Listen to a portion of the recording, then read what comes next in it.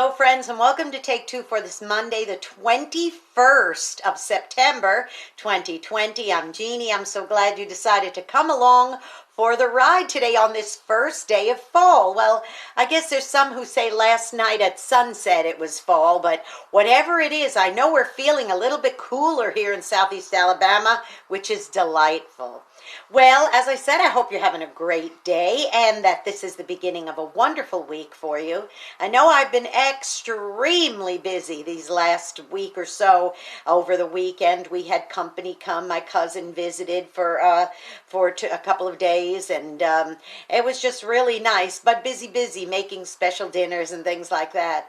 But one of the things that I did in recent days was go visit my friend who is a person who has a muscle disease, and this muscle disease that she has struggled with for the last 25 years or so has gotten to the point where simple little things like lifting up a pen or putting her hand around the handle of a cup to drink is just a huge monumental task. Now, she's not completely quadriplegic or anything like that, but she is wheelchair bound, and she does suffer with a lot of pain throughout the course of the day.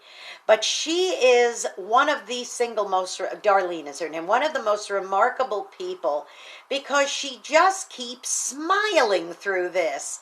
And I thought, my goodness, it's about attitude, isn't it? She is such a lovely human being.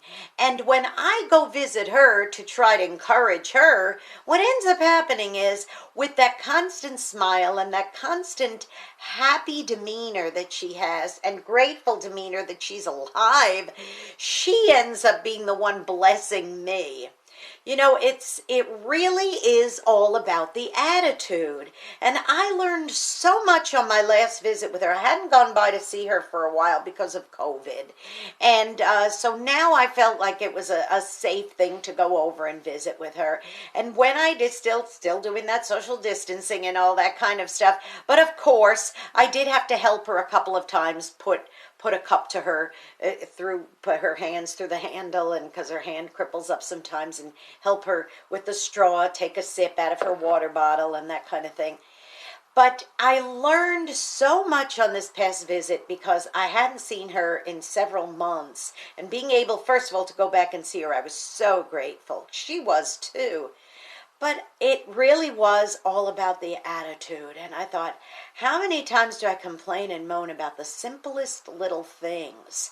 You know, maybe I have to wait too long on a line, or maybe I have to I got stuck in traffic, or just the stupidest stuff. And I found myself tapping my foot and folding my arms, angrily or anything like that.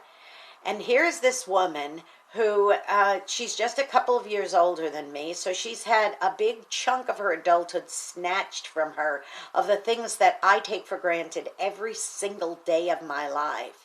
And she's smiling. And I think, my gosh, for me to say, here's a pen, I need to pick it up, I need to use it, and I need to write, and I write something down. I wonder how long it would take her to just sign her name. And I know how long it took her just to put her fingers in the cup and put the straw to her mouth and take a sip of her water. I know how long that took with me assisting her.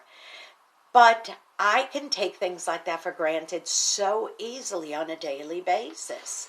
I mean, think about the fact that I do have to wear glasses. That is important to me, that I wear glasses so I could see clearly. But if I take them off, I could still see. It's just a little fuzzy. And I found myself complaining, going, darn it, I wish I didn't have to wear these things. But what about people who have illnesses, diseases where they lose their vision altogether? Or maybe they've been born with no sight. A lot of them have good attitudes and will, they don't miss it. I remember talking to a blind man one time, and I said, what's it like for you being blind? Seriously. And he said, this is all I've ever known, so I have nothing to complain about. I think, wow. So today, And this week, boys and girls, I know I've been challenged by my last visit with Darlene, and I'm going to see her again today.